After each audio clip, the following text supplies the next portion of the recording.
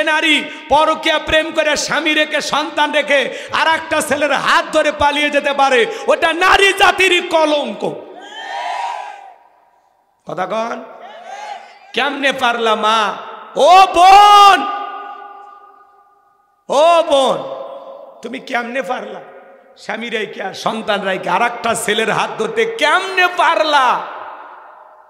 স্বামীর মহব্বত নাই, সন্তানদের মহব্বত নাই, এরকম মহিলা আছে না নাই? ও দেশে মোবাইল আইছে, চিঠি বন্ধ হইয়াছে, দিওয়ানা বানাইছে, পোলা মাইয়ার মনের কথা ভাসে বাতাসে, পোলা পানের মন বাদা ফেসবুকে এখন, মোবাইলে চ্যাটিং কইরা কাটায় সারাক্ষণ। এই মোবাইল পাইয়া দেখো মদনের মাইয়া কি কাণ্ড ঘটাইছে, স্বামী সংসার রাইখা নাকি পলাইয়া গেছে, সে যে স্বামী সন্তান রাইখা নাকি পলাইয়া গেছে। দুই বাচ্চার মা, চার বাচ্চার মা পরকীয়া প্রেম করে আর একটা ছেলের হাত ধরে পালিয়ে যায়। যে নারী পরকীয়া প্রেম করে স্বামী রেখে সন্তান রেখে আর একটা ছেলের হাত ধরে পালিয়ে যেতে পারে, ওটা নারী জাতিরই কলঙ্ক। কথা কন, কেমনে পারলা মা? ও বোন, ও বোন, তুমি কেমনে পারলা স্বামী রেখে আর সন্তান রেখে আর একটা ছেলের হাত ধরতে? কেমনে পারলা? স্বামীর মহব্বত নাই, সন্তানদের মহব্বত নাই, এরকম মহিলা আছে না নাই? শুধু কি দোষ নারীদের, পুরুষের দোষ নাই? এক হাতে তালি বাজে। এই ছেলে, এই যুবক, তোমাকে বলছি, তোমার স্ত্রীর সাথে যদি কেউ পরকীয়া প্রেম করে মাইনে নিবা? অনেকে কথা বলেন, আরে ভালোবাসা শেয়ার করব, বলেন আপনার স্ত্রীর সাথে পরকীয়া প্রেম করলে মানবেন? আপনার মায়ের সাথে, আপনার বোনের সাথে মানবেন না তো? তাহলে যেই নারীর সাথে পরকীয়া প্রেম করেছেন, স্বামী সন্তান থাকা অবস্থায়, স্বামীও আছে সন্তানও আছে, সেই নারীর দিকে আপনি যে তাকাচ্ছেন, তাহলে এটাও কারো না কারো স্ত্রী, কারো না কারো মেয়ে, কারো না কারো মা, কারো না কারো বোন। এই ছেলে, যুবক, কেমনে পারো? একটা নারীর স্বামী আছে, সেই নারীর সাথে পরকীয়া প্রেম করতে কেমনে পারো? তোমার কি লজ্জা লাগে না? তোমার তো রুচিতে সমস্যা। আল্লাহ যেন এই সমস্ত যুবকদেরকে হেদায়েত দান করেন। একটু জোরে বলেন আমিন। কত স্বামী পরিত্যক্তা নারী আছে, 2-3টা বাচ্চা সহ, যাও না বিয়ে করো, আল্লাহ খুশি হবে, যাও বিয়ে করো। কত অভাবগ্রস্ত দরিদ্র পরিবার আছে, মেয়ের বিয়ে দিতে পারে না, এই ছেলে যাও বিয়ে করো, আল্লাহ খুশি হবে। তাও পরকীয়া প্রেম করে না। এই পরকীয়ার অভিশাপে হাজারো পরিবার আজকে ধ্বংস হয়ে গেছে। কথা বলে ঠিক কিনা? দেশে ঠিক, এই সমাজের তরুণ তরুণীরা নষ্ট হয়ে গেছে, যুবক যুবতী নষ্ট হয়ে গেছে অশ্লীল প্রেম ভালোবাসার কারণে। এই সমাজের হাজার হাজার পরিবার আজকে ধ্বংস হয়ে যাচ্ছে শুধুমাত্র এই অবৈধ প্রেম ভালোবাসার কারণে। কথা বলেন ঠিক কিনা? তবে রাজশাহীর যুবকেরা ভালো, এরা প্রেম ভালোবাসা করে না, এরা ভালো। রাজশাহীর মহিলারাও ভালো, এরা জান্নাত থেকে পালিয়ে আসছে। কথা কর, এ সমাজকে সবচেয়ে নষ্ট করার পিছনে মূল হাতিয়ার হলো এই মোবাইল। কথা কয় নাকি? মোবাইলের ওজন কম, কিন্তু মোবাইলের মাধ্যমে পাপের ওজনটা অনেক বেশি। কথা বলে ঠিক কিনা? নিজের পেটে ভাত না থাক, পরনে কাপড় না থাক, মোবাইল ছাড়া চলে না। টিকটক আসিয়া সব গেল ভাসিয়া, সিদ্দিক সোরা নায়ক হইছে আইডি খুলিয়া, হিরো আলম নায়ক হইছে আইডি খুলিয়া। এই মোবাইলে হাই কি জাদু আছে ভাই, পোলা পান বুঝাছে, পড়ালেখা তুইলা রাখছে সপ্তম আকাশে। এখন আর পড়াশোনা করা লাগে না, সব অটো পাস হয়ে গেছে। কথা কোন ঠিক কিনা? আল্লাহ যুবকদের হেদায়েত দান করুন। কোন কোন যুবক আছো বিবাহের আগে, এদিক খেয়াল করেন, অবৈধ প্রেম ভালোবাসা করবা না। পিতামাতার পছন্দের মেয়েকে বিবাহ করবা, মা বাবার অবাধ্য হয়ে বিয়ে করলে জীবনে সুখী হওয়া যাবে না। কোন কোন যুবক আছো মা বাবার দোয়া নিয়ে বিয়ে করবা? হাত তোলো। এই যুবক, তোমরা বিয়ে করনি তো? হাত তোলো, হাত তোলো। শোনা কি, মা বাবার পছন্দের মেয়েকে বিবাহ করবা? পিতামাতার দোয়া আছে যেখানে তকদির খুলবে, পিতামাতার দোয়া আছে যেখানে কল্যাণ আছে, মুরব্বীদের দোয়া আছে, যেখানে বরকত আছে। একা মাত ধরে বিয়ে করিস না, একা মাত বাড়ি করিয়া বিয়ে করিস না বাবা। আল্লাহ যেন যুবকদের হেদায়েত দান করে। এটা জোরে, পুরো পৃথিবীর ক্ষমতা আল্লাহ কয়জনকে দিয়েছেন? একটু জোরে বলেন কয়জন? 4 জন মানুষকে আল্লাহ পুরো পৃথিবীর ক্ষমতা দিয়েছেন। এই 4 জন মানুষ, এর মধ্যে 2 জন হলো ইমানদার আর 2 জন হলো কাফের। ইমানদার 2 জনের মধ্যে 1 জন হলেন পয়গাম্বার, নাম হলো সুলাইমান। সুলাইমান আলাইহিস সালামকে আল্লাহ রাব্বুল আলামিন পুরো পৃথিবীর রাজত্ব পাওয়ার ক্ষমতা দিয়েছিলেন। আল্লাহর নবী সুলাইমান আলাইহিস সালামকে আল্লাহ তাআলা একটা তক্তের সিংহাসন দান করেছিলেন। বাতাসকে অর্ডার করা মাত্রই সিংহাসনকে যেখানে ইচ্ছা সেখানে নিয়ে যাইতে পারতেন। পয়গাম্বারের কাছে মানব দানব জিন ইনসান সকলে তার হুকুম মানতে বাধ্য ছিল। আল্লাহু আকবার বলেন, আরেকটু জোরে বলেন আল্লাহু আকবার। এখন জাহাজ গাড়ি হাওয়ায় চলে, ওগো কলেরই বিধান। একদিন বিনা কলে হাওয়ায় চলত নবী সুলাইমান, মোরা সেই মুসলমান। জোরে কন মারহাবা। আল্লাহ নবী সুলাইমান আলাইহিস সালামকে আল্লাহ রাব্বুল আলামিন পুরো পৃথিবীর রাজত্ব পাওয়ার ক্ষমতা দিয়েছিলেন। মানব দানব জিন ইনসান সকলে তার হুকুম মানত। এ বাজার, যেই পয়গাম্বার পাখির ভাষা, পশুর ভাষা, এমনকি পিপিলিকার ভাষা পর্যন্ত বুঝতেন, বলুন সুবহানাল্লাহ। নবী সুলাইমানের ইতিহাস কাহিনী যদি বলতে যায় 2-3 ঘন্টা চলে যাবে, ওই দিকে যাওয়ার আজকে আমার সময় হবে না। তাহলে 1 নাম্বার, নবী সুলাইমান আলাইহিস সালামকে আল্লাহ তাআলা পুরো পৃথিবীর রাজত্ব বাদশাহী দান করেছিলেন। আর 2 নাম্বার হলো বাদশা জুলকারনাইনকে আল্লাহ তাআলা পুরো পৃথিবীর রাজত্ব পাওয়ার ক্ষমতা দিয়েছিলেন। বলুন আল্লাহু আকবার। সূর্য উদয় হইতে সূর্য অস্তগামী পর্যন্ত, পূর্ব থেকে পশ্চিম পর্যন্ত পুরোটা পৃথিবীর ক্ষমতা, রাজত্ব, বাদশাহী আল্লাহ তাআলা বাদশা জুলকারনাইনকে দিয়েছিলেন। আল্লাহু আকবার বলেন।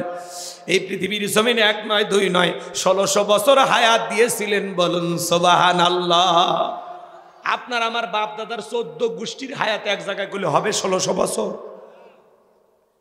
এজুজ মাজুজের ঘটনা আপনারা শোনেননি? কথা বলেন। তাদের সামনে যে বিশাল একটা প্রাচীর নির্মাণ করে দিয়েছিলেন যেই বাদশা, সেই বাদশার নামই হলো বাদশা জুলকারনাইন। এত বছর ক্ষমতার চেয়ারে বসার পরেও জুলুম করেনি, আদল ইনসাফ প্রতিষ্ঠিত করেছেন।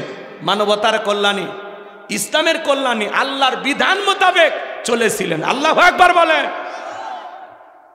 আর সামান্য 2-4 বছরে ক্ষমতা পায় আপনি লাভালাভি করেন, লাভ দেওয়া যাবে না।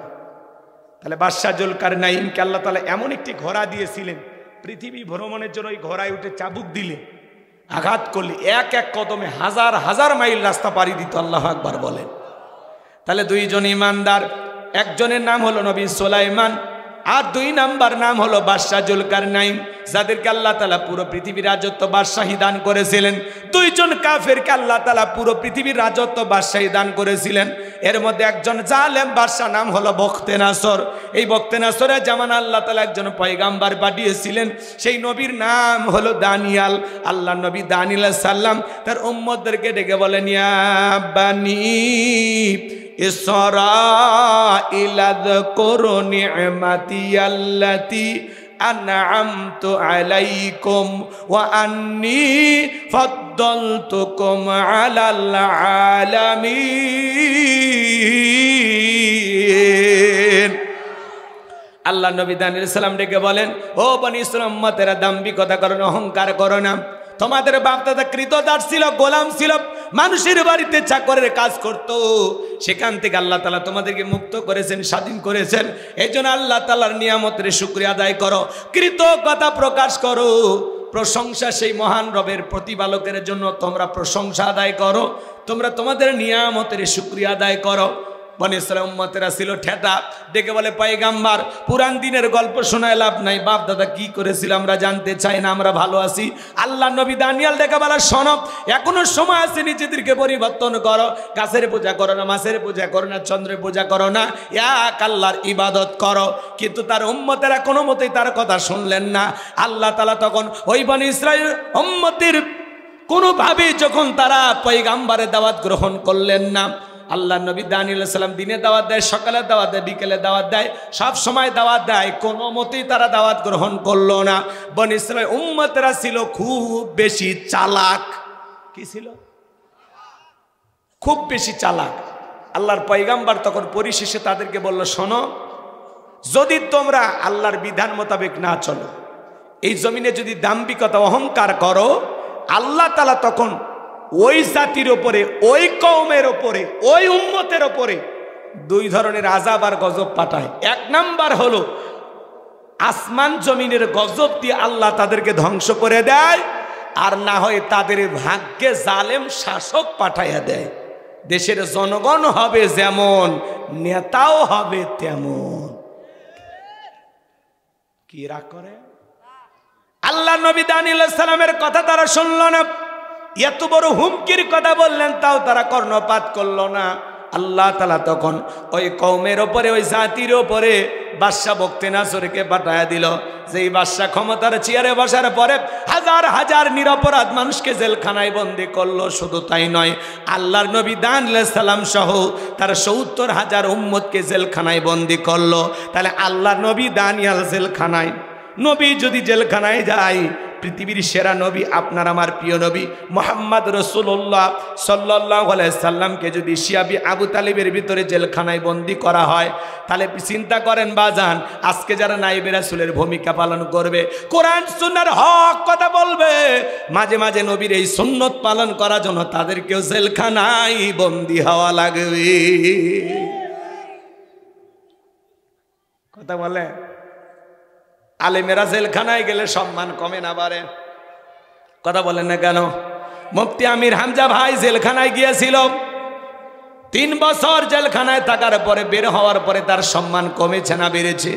রফিকুল ইসলাম মাদানী শিশু বক্তা, ছোট্ট মানুষটাকে টেনে হেসড়ে যারা নিয়ে গেছিল, এতে রফিকুল ইসলাম মাদানীর সম্মান কমেছে না বেড়েছে? শাইখুল হাদিস ইবনে শাইখুল হাদিস আল্লামা মামুনুল হক, বাঘের মতো গর্জন, কি চমৎকার! যার কথা শুনলে শরীরের লোম দাঁড়িয়ে যায়। আল্লাহু আকবার বলে, কি আওয়াজ! বাতিলদের মস্তকে থরথর কাঁপ তুলে দেয়। কি হুঙ্কার, কি কণ্ঠ, কি আওয়াজ! ষড়যন্ত্র করে মিথ্যা তহমত দিয়ে ফাঁসি দেওয়া হয়েছিল। বলেন তো, আল্লামা মামুনুল হকের সম্মান কমেছে না বেড়েছে? আলেমদেরকে এই দেশের মানুষ কলিজাতে মোহাব্বত করে। ডক্টর মিজানুর রহমান আজারি ভাই 4.5 বছর এই দেশের মাটিতে তাকে ঢুকতে দেওয়া হয়নি। বীরের বেশে আজারি ফিরে এসেছেন। যারা ষড়যন্ত্র করেছেন কুকুর বিড়ালের মতো পালিয়ে গেছেন। কথা কোন ঠিক কিনা? চাপাইয়ের মাটিতে এসেছিল হাজার হাজার মানুষ, যেখানেই যায় সেখানে লক্ষ লক্ষ মানুষের ঢল। ইসলামের এই গণজোয়ার প্রমাণ করে আগামীর বাংলাদেশ ইসলামের বাংলাদেশ, আগামীর বাংলাদেশ কোরআনের বাংলাদেশ। কথা বলে ঠিক কিনা? এদেশের মানুষ আলেমদেরকে কলিজাতে মোহাব্বত করে। আলেমদেরকে মিথ্যা অপবাদ দিয়া, তহমত দিয়া, মামলা হামলা দিয়ে, ফাঁসিয়ে দিয়ে আলেমদেরকে এই দেশের মানুষের মন থেকে আপনারা মুছতে পারবেন না, পারবেন না, পারবেন না। কথা বলে ঠিক কিনা? জবান আল্লাহ কথা বলার শক্তি দিয়েছেন, যতদিন হক কথা বলবো আমরা ততদিন। কোন বাতিলের চামচামি করার সুযোগ নেই। আমরা কারো পা চাটা গোলাম হতে চাই না। আমরা গোলামি করব কার? জোরে বলেন কার? তাহলে মাঝে মাঝে আলেমেরা যদি জেলখানায় যায়, বুঝবেন নবীদের সুন্নত পালন করতেছে। কথা কয় না কি?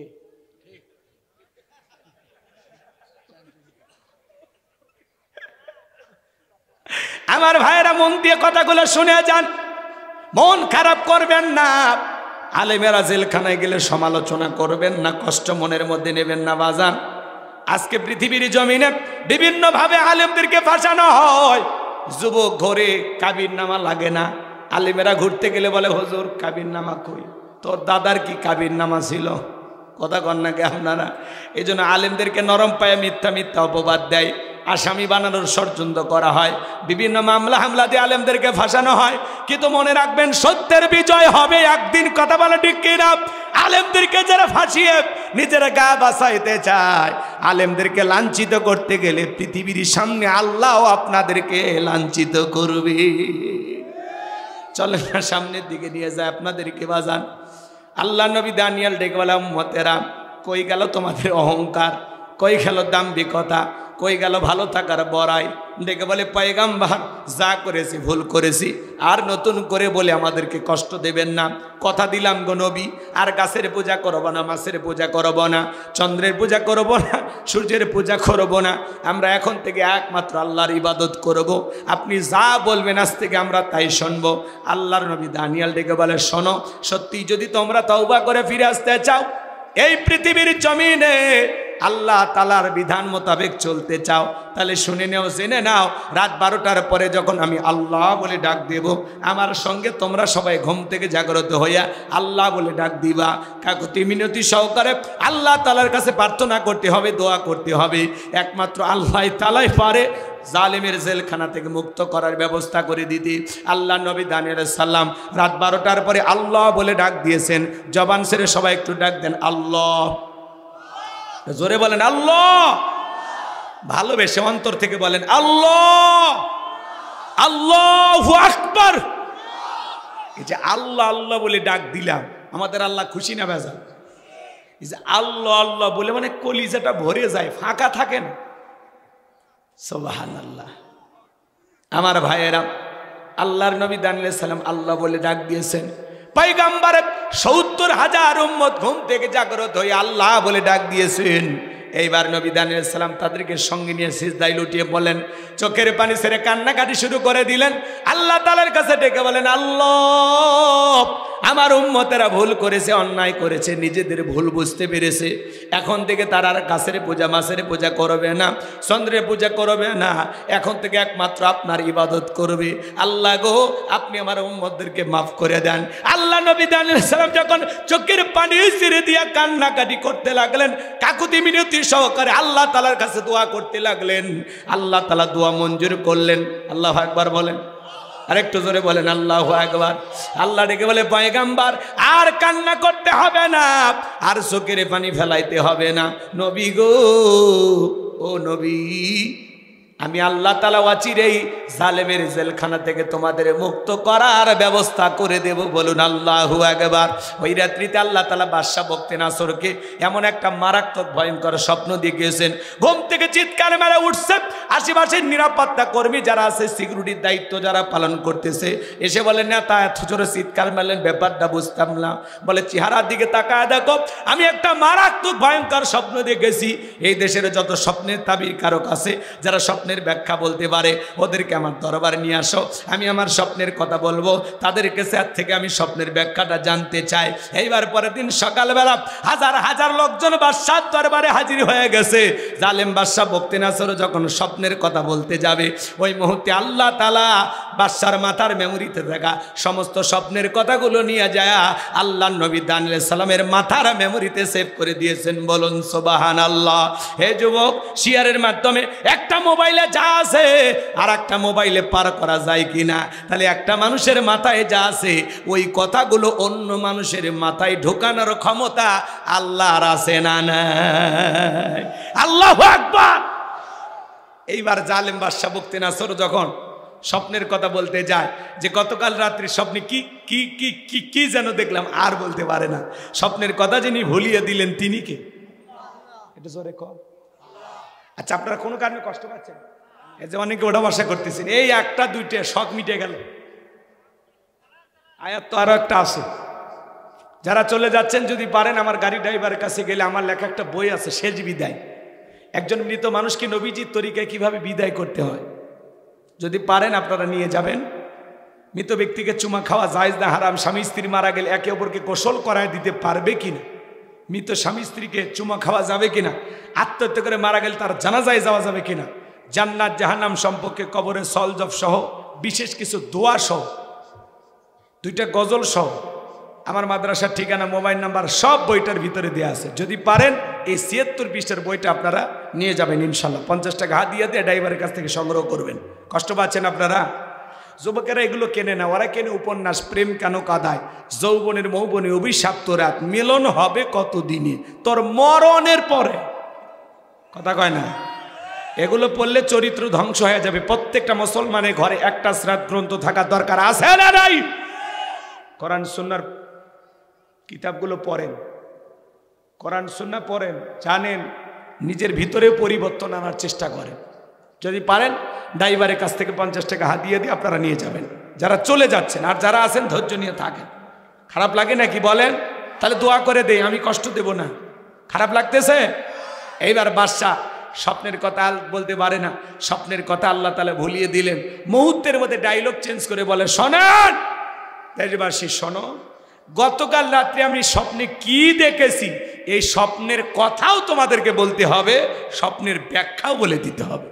জনগণ ডেকে বলে, বাদশাহ তো পাগলামি কথা, স্বপ্ন দেখেছেন আপনি, আমরা কিভাবে বলবো? আচ্ছা, বাদশা স্বপ্নে কি দেখেছে দেশের জনগণ জানে? কথা কয় কেউ? সবাই ঘুমাইছে না? বাদশা স্বপ্নে কি দেখে দেশের জনগণ জানে না।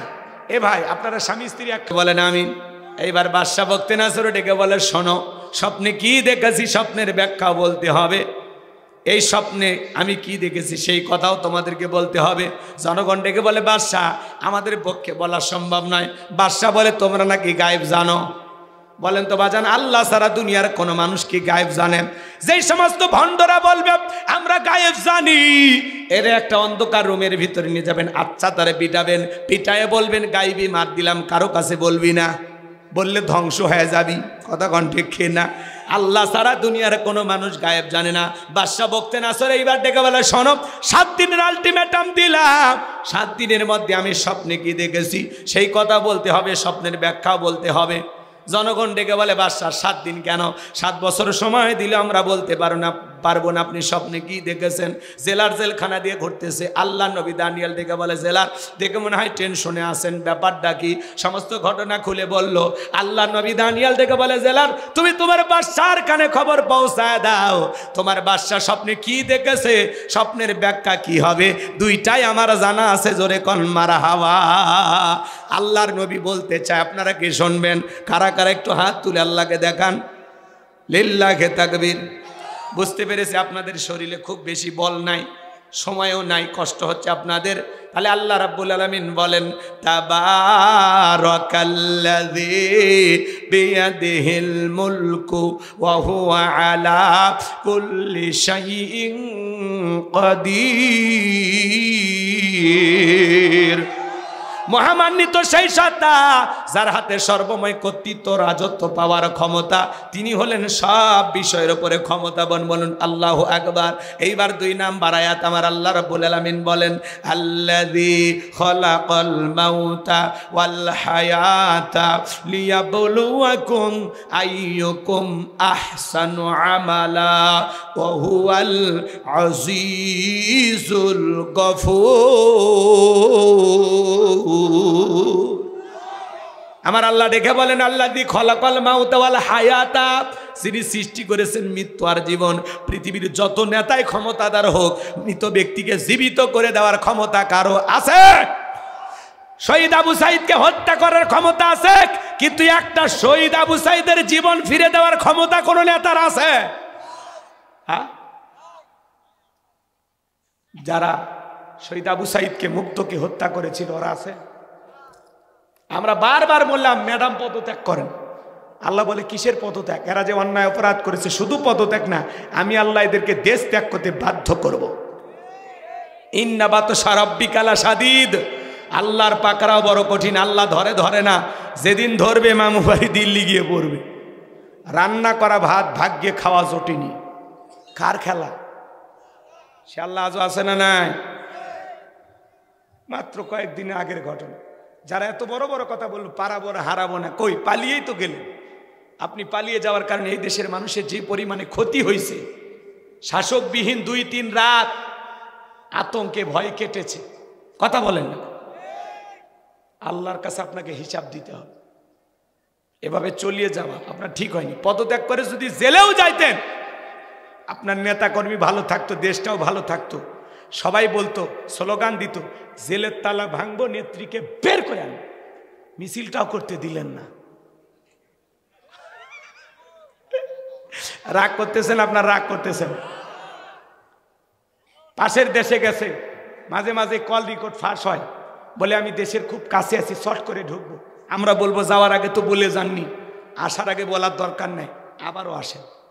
এই দেশ আপনার বাবার, এই দেশ আপনার স্বামীর, আপনি আসেন। মেয়ে মানুষ কতদিন বাইরে থাকবেন? কোনো দেশে তো জায়গা হচ্ছে না, দাদারাও নিয়ে বিপদে পড়ছে। আপনি আসেন, আবার আসেন। কথা কয় নাকি? ববু আইবা, শুনবেন? খুব শখ আপনার। বাড়ি কই? হ্যাঁ, টাকা দান করছেন তো? দান করছেন না? কি করেন আপনি? দোকান আছে? কি বেচে? যা আছে 2 বস্তা নিয়ে আসেন। বলবো বলবো, রাগ করবেন না? কি হয়েছে? কে?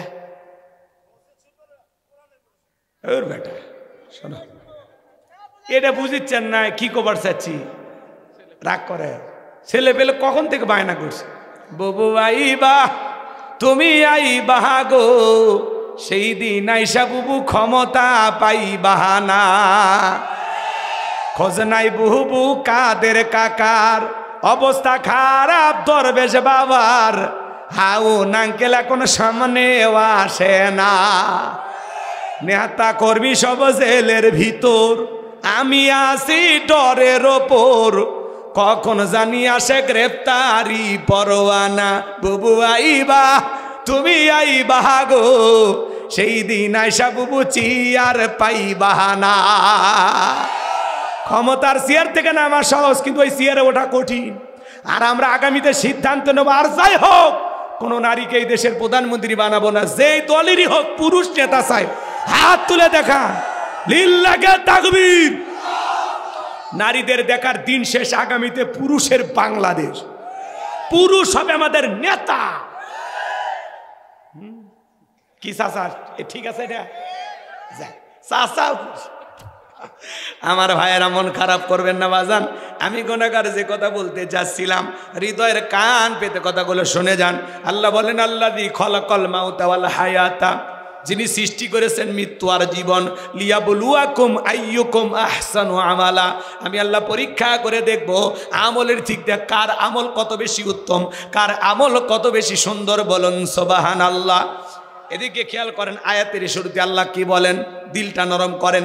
10টা মিনিট আমার দিকে তাকান, 10টা মিনিট আমার দিকে তাকাবেন, দিল নরম করবেন, চোখে পানি চলে আসবে। এই যে চাচার কথাটা আমি বলবো, দেখি তো চাচা এখন কেমন অসম। এর দিকে তাকান। আল্লাযী খলাকাল মাউতা ওয়াল হায়াতা, যিনি সৃষ্টি করেছেন মৃত্যু আর জীবন। আল্লাহ তাআলা সর্বপ্রথম মৃত্যুর কথা কেন বললেন? কারণ আছে না নাই? এই পৃথিবীর জমিনে আসার একটা সিরিয়াল আছে, যাওয়ার কিন্তু কোনো সিরিয়াল নাই বাজান। দাদা আসছে, দাদার পরে বাবা আসছে, বাবার পরে আমি আসলাম, আমার পরে আমার সন্তানের আসলো। কিন্তু যাওয়ার বেলায় দাদার আগে নাতি চলে যায়, বাবার আগে সন্তান চলে যায়। বাবার কাঁধে সন্তানের লাশ, এটা পৃথিবীর সব চাইতে ভারী বোঝা। এই বোঝা বহন করার ক্ষমতা বাবাদের হয় না।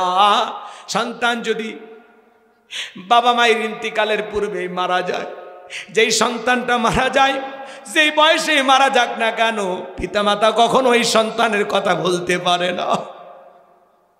হে যুবক, এই পৃথিবীর জমিনে একটা সন্তান আসবে, 9-10 মাস আগে খবর পাওয়া যায়, কিন্তু একটা মানুষ দুনিয়ার জমিন থেকে বিদায় নেবে 9 সেকেন্ড আগেও জানা যায় না কার কখায় মৃত্যু হবে, কে কিভাবে বিদায় নেবে।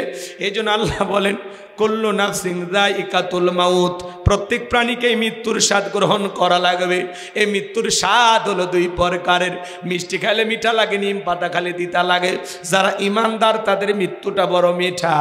মায়ের কোলে দুধ পান করতে করতে শিশুটা যেমন ঘুমের মধ্যে চলে যায়, যারা ইমানদার তারা তেমনিভাবে বিদায় নেবে, টেরও পাবে না। বলুন সুবহানাল্লাহ। কিন্তু যারা নাফরমান, আল্লাহর অবাধ্য গোলাম, বেঈমান, দেখবেন মৃত্যুর আগে চোখগুলো বড় বড় করে, পেশাব পায়খানা করে দেয়। মৃত্যুর 6 মাস আগে জবানটা বন্ধ হয়ে যায়। সন্তানেরা শরবত বানায়া চামচটা মুখের ভিতরে তুলে দেয়, গালসি বেয়ে বেয়ে পড়ে যায়, খাওয়ার শক্তি থাকে না। কত মানুষ গালি দিতে দিতে মারা যায়। মৃত্যুর যন্ত্রণা বড় ভয়ঙ্কর, পা থেকে মাথা পর্যন্ত রুহুটা ছোটাছুটি করে। কত মানুষ চোখগুলো বড় বড় বলে, আর ওই তো ধরতে আসছে। আরে কার কখন মৃত্যু হবে আমরা কেউ জানি না। ও যুবক, হেলাই খেলায় দিনগুলো অতিবাহিত করতেছো, তুমি কি মনে করো মৃত্যু থেকে পালাইবা? মৃত্যু থেকে পালানোর কিন্তু কোনো রাস্তা খোলা নাই। আইনামা তাকুনু ইদরিকুমুল মাউতু ওয়ালাউ কুনতুম ফি বুরুজিম মুশাইয়াদা, সূরা নিসার ৭৮ নম্বর আয়াত। আল্লাহ ডেকে বলেন, যেখানে থাকো, যে অবস্থায় থাকো, মৃত্যু তোমাদেরকে ধরবেই। মৃত্যু থেকে পালানোর কোনো রাস্তা খোলা নাই। এই পৃথিবীতে জীবন আছে যার, মৃত্যুর স্বাদ ভোগ করতেও হবে তার। বেঁচে আছি এটাই অস্বাভাবিক, মৃত্যু হবে এটাই স্বাভাবিক। সকল ধর্মের মানুষ বিশ্বাস করে মৃত্যু আছে, এটা চিরন্তন সত্য কথা। কিন্তু কার কিভাবে মৃত্যু হবে আমরা কেউ জানি না। এ বাজান, আল্লাহর নবী ইদ্রিস আলাইহিস সালামকে জিজ্ঞাসা করা হয়েছিল, মৃত্যুর যন্ত্রণা আপনার কাছে কেমন মনে হয়? আল্লাহর নবী ইদ্রিস আলাইহিস সালাম ডেকে বলেন, জ্যান্ত ছাগলের গা থেকে চামড়া খসাইলে ছাগলের যেমন কষ্ট হয়, মৃত্যুর যন্ত্রণা আমার কাছে তেমনি কষ্টকর মনে হয়েছে। একজন নবীর কাছে মৃত্যুর যন্ত্রণা যদি এমন মনে হয়, তোমার আমার মৃত্যুর যন্ত্রণা কত ভয়ঙ্কর হতে পারে। বিশ্বনবীর ইন্তিকালের সময় নবী আমার অসুস্থ, আসমান থেকে জিবরাইল আসলেন, নবীকে সালাম দিলেন, আসসালামু আলাইকুম ইয়া রাসূলুল্লাহ, ইয়া হাবিবাল্লাহ। হুজুর, নবী গো, আল্লাহ তাআলা আপনার শরীরের অবস্থা জানতে চেয়েছেন। নবী আমার ডেকে বলেন, ও জিবরাইল, আগের চাইতে অনেকটা ভালো আছি। জিবরাইল চলে গেলেন। নবীর মেয়ে ফাতেমা জোরে চোখের পানি ছেড়ে দিয়া কান্না করেন।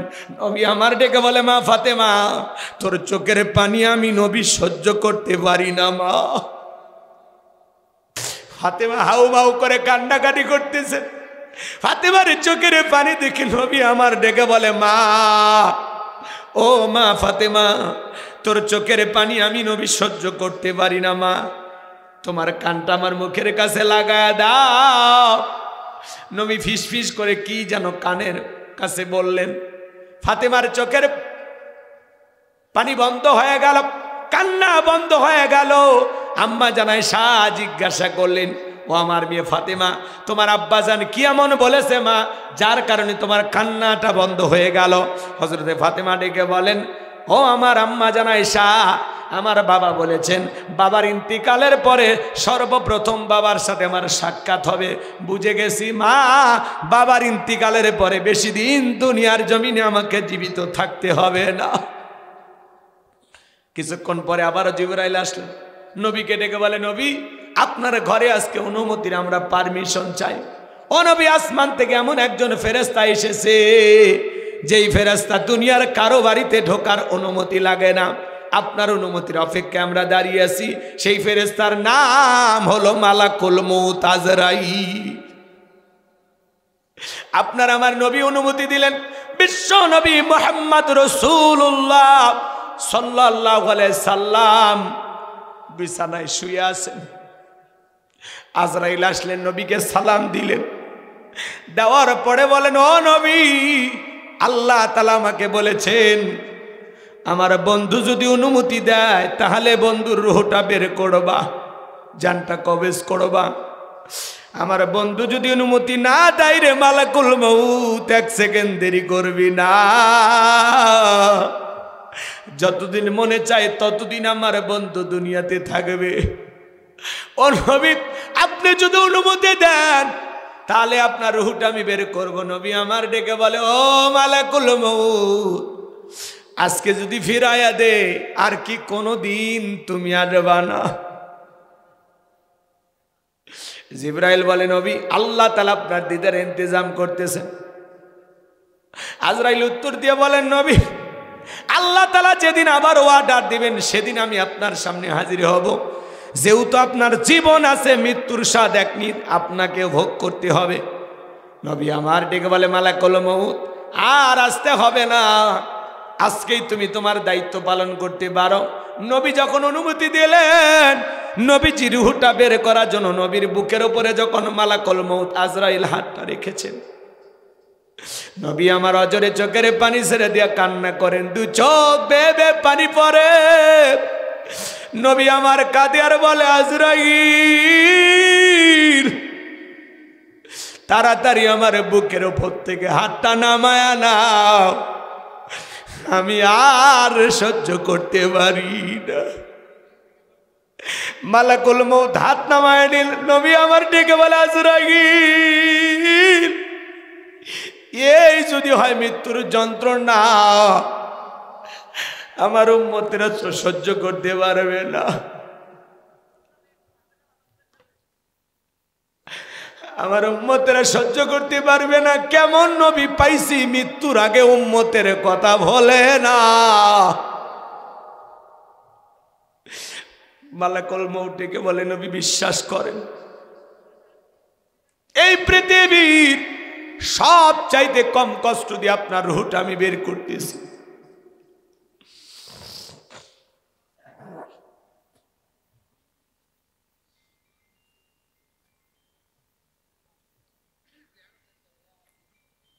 আমার আল্লাহ তাআলা আমাকে জানিয়ে দিয়েছেন, হে আজরাইল, কোনদিন আমি তোরে কোনো কিছু বলি নাই। আজকে এমন এক মানুষের কাছে যাবি, যেই মানুষটাকে আমি আল্লাহ বড় ভালোবাসি। বিশ্বাস করেন গো নবী, দুনিয়ার সব চাইতে কম কষ্ট দিয়ে আপনার রূহটা আমি বের করার চেষ্টা করতেছি। আমার নবী বলে, মালাকুল মউত এই যদি হয় দুনিয়ার সব চাইতে কম কষ্ট, তাহলে আমার উম্মতেরা তো সহ্য করতে পারবে না। কথা দে মালাকুল মউত, আমার উম্মতের রূহটা বের করার সময় কষ্ট দিবি না।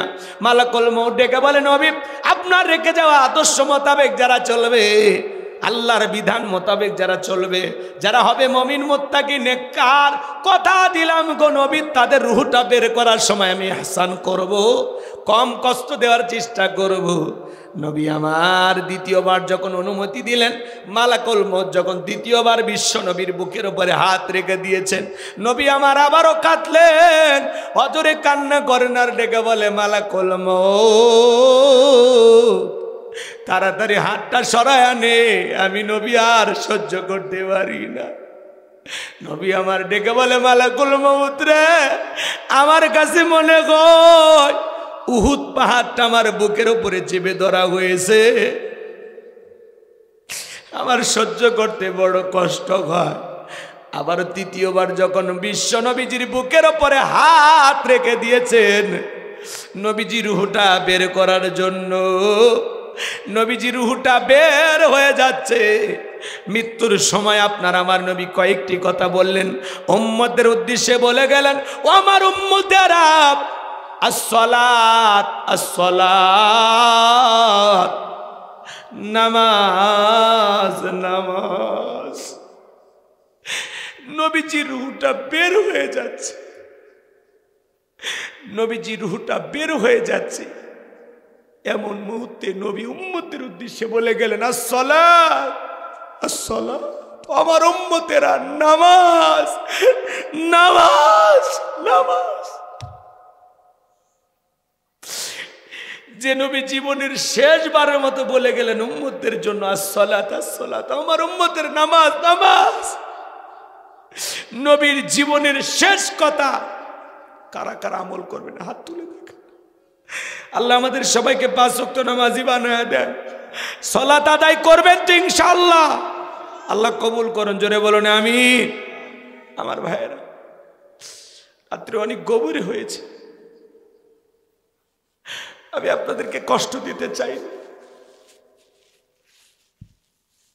এই পৃথিবীর জমিনে আপনি আমি ক্ষণিকের জন্য আসি, হঠাৎ করে চলে যেতাম। দুনিয়া থাকার জায়গা না, আপনার পূর্বপুরুষেরা নাই, আপনিও থাকবেন না, আপনার সন্তানেরাও থাকবে না। এই স্বার্থপর দুনিয়ায় কেউ চিরকাল থাকবে না। দুনিয়া থাকার জায়গা না। আপনি এখনই যদি মারা যান, আপনার পরিবারের লোকজন আপনাকে ভুলে যাবে।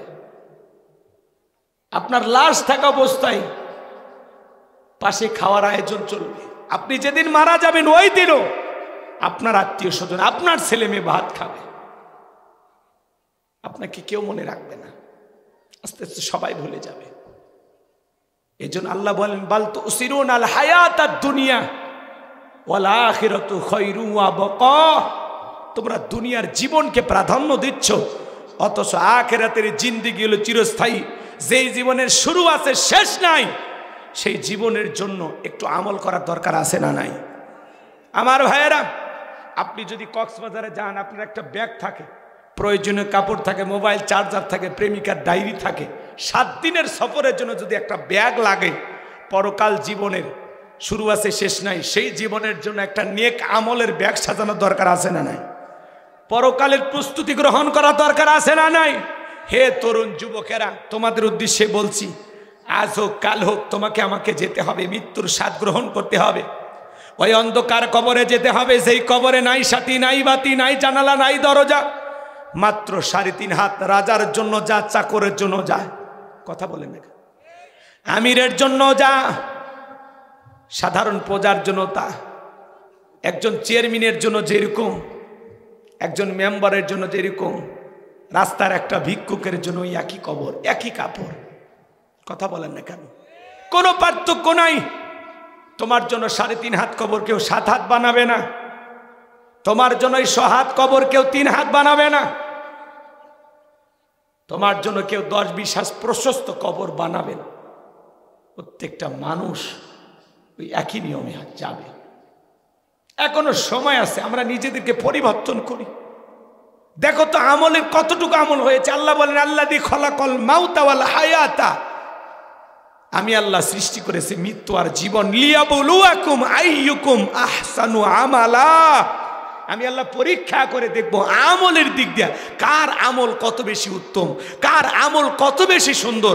যার আমল ভালো তার আখিরাত ভালো, যার আমল খারাপ তার আখিরাত হয়ে যাবে বরবাদ। কথা বলেন ঠিক কিনা? আল্লাহ রসুল বলেছেন, কালা রাসূলুল্লাহি সাল্লাল্লাহু আলাইহি ওয়াসাল্লাম, ইন্নামাল কুবুরু রাউযাতুম মিন রিয়াদিল জান্নাহ আও হুফরাতুম মিন হুফারিন নার, রাহু তিরমিজি। বিশ্বনবী ডেকে বলেন, যে ব্যক্তির আমল ভালো, মৃত্যুর সঙ্গে সঙ্গে আল্লাহ তাআলা তার কবরটাকে জান্নাতের বাগান বানায় দিবেন। বলেন সুবহানাল্লাহ।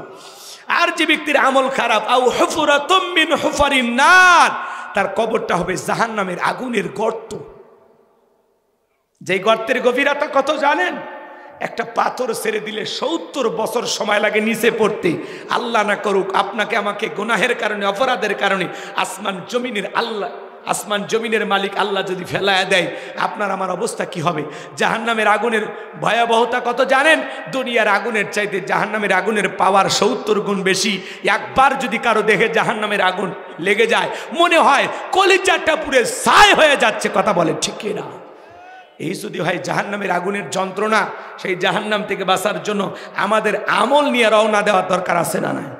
আমলের একটা ব্যাগ সাজাইতে হবে। দেখো তো যুবক, ওই আমলের ব্যাগের ভিতরে নামাজ আছে কিনা, রোজা আছে কিনা, জাকাত আছে কিনা, দান খয়রাত আছে কিনা, পিতামাতার খেদমত করেছো কিনা, স্ত্রীর হক আদায় করেছো কিনা, আত্মীয় স্বজনের হক বুঝে দিয়েছ কিনা, পাড়া প্রতিবেশীর হক আদায় করেছো কিনা। দেখো না কতটুকু নিয়ে আমল রেডি করেছো, একটু দেখো। আল্লাহর কাছে হিসাব দেওয়ার আগে 2 মিনিট বালিশে মাথা রেখে চিন্তা করো, কি এমন আমল করেছো যে আমল নিয়ে পরকালে রওনা করেছো, সে আমলের মাধ্যমে কি বাঁচতে পারবা? বুকে হাত দিয়ে বলতে পারবেন যে হুজুর আমি এমন কিছু আমল করেছি যে আমলের কারণে জান্নাত নিশ্চিত? বলা যায় কি ভাই? একটা দুটো শুনবেন না, খারাপ লাগে? খারাপ লাগতেছে তো নাই? কারা কারা নেক আমল করে কবরে যাবেন? 2টা হাত তুলে আল্লাহকে দেখেন। আল্লাহ আমাদের সবাইকে নেক আমল করা তৌফিক দান করুন। জোরে বলুন আমিন। যেহেতু ওটা বসা করতেছেন, আর সামনের দিকে যাব না। আমার যুবকেরা অনেক কষ্ট করে আয়োজন করেছেন, ওদের জন্য দোয়া দিয়ে আপনাদের কাছে দোয়া আছে। আজকের আলোচনা আমি এখানে শেষ করতে চাচ্ছি। বাদশার ঘটনা এবং হযরত আলীর সে সমস্ত ঘটনাগুলো বলতে গেলে আরও সময় লাগবে, ওইদিকে না যায়। হযরত আলীর কথাটা 1 মিনিটে শেষ করে দিই। শোনেন মা বোন যারা আওয়াজ শুনতেছেন, মা খবরদার, মা ব্যাপারটায় চলাফেরা করবেন না। 4টে আমলে আপনাদের জন্য 8টা জান্নাতের দরজা খোলা। 1 নাম্বার 5 ওয়াক্ত সালাত, 2 নাম্বার রমজান মাসে রোজা, 3 নাম্বার হলো ফরজ পর্দা, 4 নাম্বার স্বামীর খেদমত। আল্লাহ তাআলা মা বোনদেরকে 4টি আমল করে 8টি জান্নাতের দরজা খোলার মতো যোগ্যতা দান করেন। একটু জোরে কোন আমিন। আর যারা গাড়ি চলে যাচ্ছেন গাড়ি থেকে বই নিয়ে যাবেন ইনশাআল্লাহ। এদিক খেয়াল করেন, আমার দিকে তাকান। হযরত আলী ডেকে বলতেছেন, এই আমর, তোর যদি সাহস থাকে দাগটা পার হয়ে দেখা, 1 পা সামনে আসে 3 পা পিছনে যায়।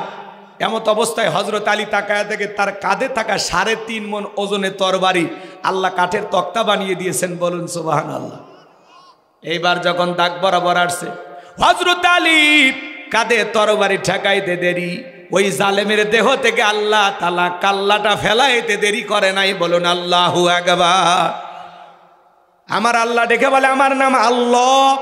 যারা দিতে চায় আমি এবং আমার রসুলের সাথে পাল্লা, আমি রাখবো না তাদের ঘাড়ের কাল্লা। চিৎকারে মেরে বলেন সুবহানাল্লাহ। আল্লাহর সাথে পাল্লা দিয়া কোনো জালেম টিকে থাকতে পারে? আল্লাহ যেন আমাদের সবাইকে হযরত আলীর মতো সাহসী বীর হওয়ার তৌফিক দান করেন। এরকম ঈমান আমল যেন আল্লাহ আমাদেরকে দান করেন। ওয়া আখিরি দাওয়ানা আনিল হামদুলিল্লাহি রাব্বিল আলামিন। সকলে এলাকায় কি মুনাজাত আছে? থাকলে দোয়া করবো, না হলে জোর করে দোয়া করার দরকার না বাবা। ওইদিকে আধা ঘন্টা যাবে, আর 30 মিনিট না না না। ভাঙ্গা বাজারে সাঙ্গা বাজ করেন, পিছনে তাকায় দেখেন অবস্থা খুব একটা ভালো না। মেঘ আসছে, চলেন বাড়ির দিকে যাই। আল্লাহ আমাদের কবুল করো। দোয়ার দিকে চলে গেলাম নাকি ভাই? দোয়ার দিকে চলে যায়। আল্লাহ আমাদের কবুল করুন। আল্লাহুম্মা আমিন। রব্বানা যালামনা আনফুসানা ওয়া ইল্লাম তাগফির লানা ওয়া তারহামনা লানাকুনান্না মিনাল খাসিরিন। রাতুয়াল মানব কল্যাণ সংঘের উদ্যোগে প্রথম বার্ষিক তাফসীরুল কোরআন মাহফিলের সভাপতি, সহসভাপতি, প্রধান অতিথি, বিশেষ অতিথি যাদের নাম আছে আল্লাহ কবুল করেন। আমন্ত্রিত ওলামা ইকরাম যারা কথা বলেছেন কবুল করেন। হাফেজ মান রবিউল ইসলাম, হাফেজ মাওলানা আব্দুর রশিদ, হযরত হাফেজ কারি মাওলানা আফতাব আহমেদ সওয়ালা, সবাইকে তুমি কবুল করো। আল্লাহ তাআলা আমরা যারা হাত তুলে দিয়েছি, অনেকের মা নাই, বাবা নাই, এতিম বানায় কবরে চলে গেছে। জনম দুঃখিনী মা বাবার কবরে আর সবটুকু পৌঁছায়া দাও। আদরের আব্বা আম্মার কবর জান্নাতের বাগান বানায় দাও। রব্বির হামহুমা কামা রব্বায়ানি সগীরা।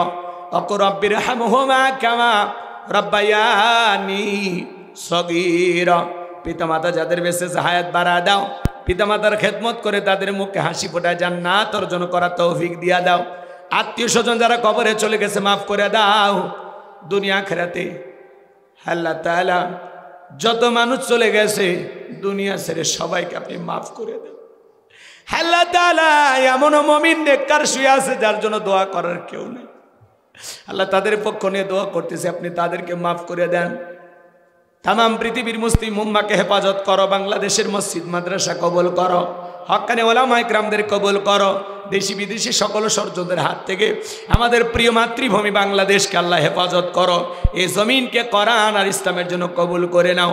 সর্বসকে দেখতে চায় কোরআন দিয়ে দেশটা চললে কেমন দেখা যায়। আল্লাহ তাআলা এই জমিনকে কোরআন আর ইসলামের জন্য কবুল করো। আজকের মাহফিল বাস্তবায়ন করতে গিয়ে লাইটিং, মাইটিং, পোস্টার, ব্যানার, ডেকোরেটরে ভাইরা সহ যারা যেভাবে সহযোগিতা করছেন কবুল করেন। যে যুবকেরা কষ্ট করে আয়োজন করেছেন প্রত্যেকটা যুবকের ঈমান খালিদ বিন ওলীদের মতো বানায়া দেন, আমিরে হামজার মতো বানায়া দেন। আগামী বছর আরো পরিসরে তাফসীরুল কোরআন মাহফিলকে সাজানোর তৌফিক দিয়ে দেন। যারা দান করেছেন আল্লাহ কবুল করেন। মা বোনদের হায়াত বাড়ায়া দেন, তাদেরকে পর্দা করার তৌফিক দিয়ে দেন, নামাজি বানায়া দেন। দাম্পত্য জীবনকে হযরত আলী আর ফাতিমার মতো ভালোবাসা দিয়ে ভরপুর করে দেন। আল্লাহ আমার মা বোনদেরকে পর্দা করার তৌফিক দিয়ে দেন। আল্লাহ এলাকাবাসীর উপর খাস রহমত বরকত নাজিল করো। যারা এই মাহফিলে দান করেছেন আল্লাহ দানগুলো কবুল করে নেন। যারা দূর দূরান্ত থেকে ছুটে এসেছেন সবাইকে নিরাপদে বাড়ি পর্যন্ত পৌঁছার তৌফিক দিয়ে দেন। সবাইকে আপনার রহমতের চাদরে আবৃত করুন। আমাদের জানা অজানা ছোট বড় গোপন প্রকাশের সমস্ত গুনাহগুলো মাফ করে দাও। ওই কঠিন জাহান্নামের আগুন থেকে আমাদের মুক্তি দাও। রব্বানা সরিফান্না আযাবা জাহান্নাম ইন্না আযাবাহা কানা গরামা। রব্বানা আতিনা ফিদ দুনিয়া হাসানাতাও ওয়া ফিল আখিরাতি হাসানাতাও ওয়া কিনা আযাবান নার। আল্লাহ তাআলা এই মাহফিলকে কাল কিয়ামত পর্যন্ত কবুল করুন। আমার সাদিক ভাই, হারুন ভাই, আব্দুর রহিম ভাইকে আল্লাহ কবুল করে নাও। আল্লাহ তাআলা মিডিয়ার ভাইদেরকে আপনি কবুল করে নেন। আল্লাহ তাদের দিন প্রচারের সাথে কাজগুলো করা তৌফিক দিয়া দেন, চলার পথকে নিরাপদ বানায়া দেন। রব্বুল আলামিন যারা কষ্ট করে বাগান সাজিয়েছেন আল্লাহ আগামী বছর আরো সুন্দরভাবে সাজানোর তৌফিক দিয়া দেন। আমি গুনাহগার যত কথা বলেছি একটি কথা হলে আমলের নিয়তে ঘর পর্যন্ত নিয়ে যাওয়ার তৌফিক দিয়া দেন। আমার লেখা বই যারা কিনবে আল্লাহ প্রত্যেকটি পাতায় যে কথা লেখা আছে এই কথাগুলো আমল করার তৌফিক দিও। সুবহান রাব্বিকা রাব্বিল ইজ্জাতি আম্মা ইয়াসিফুন ওয়া সালামুন আলাল মুরসালিন ওয়ালহামদুলিল্লাহি রাব্বিল আলামিন। তাহাজ্জুদ নামাজের সময় দোয়া করি আল্লাহ আমাদের চলার পথকে নিরাপদ বানায় দাও, শত্রুতা জালেমের জুলুম থেকে হেফাজত করো। বাকিটা জীবন তোমার গোলামি করে কাটানো তৌফিক দিয়া দাও। কোরআন সুন্নাহর হেদায়েতের নূর দিয়া অন্তরগুলো আলোকিত করে দাও। সবাইকে 5 ওয়াক্ত নামাজি বানায়া দাও। সোনার মক্কা মদিনায় যাওয়ার সুযোগ করে দিও। যে মাসে মরণ দিবা মাসটা যেন রমজান মাস হয়, যেই দিনে মরণ দিবা দিনটা যেন জুমার দিন হয়। নামাজের সিজদারত অবস্থায় মৃত্যু দিও, কোরআন পড়তে পড়তে মৃত্যু দিও। ইসলামকে প্রতিষ্ঠিত করার জন্য রাজপথে জীবনটা বিলানোর তৌফিক দিও। মৃত্যুর সময় দয়ার নবীর চাঁদ মুখখানা দেখতে দেখতে আমাদের জবানে জারি করে দিও লা ইলাহা ইল্লাল্লাহু মুহাম্মাদুর রাসূলুল্লাহ।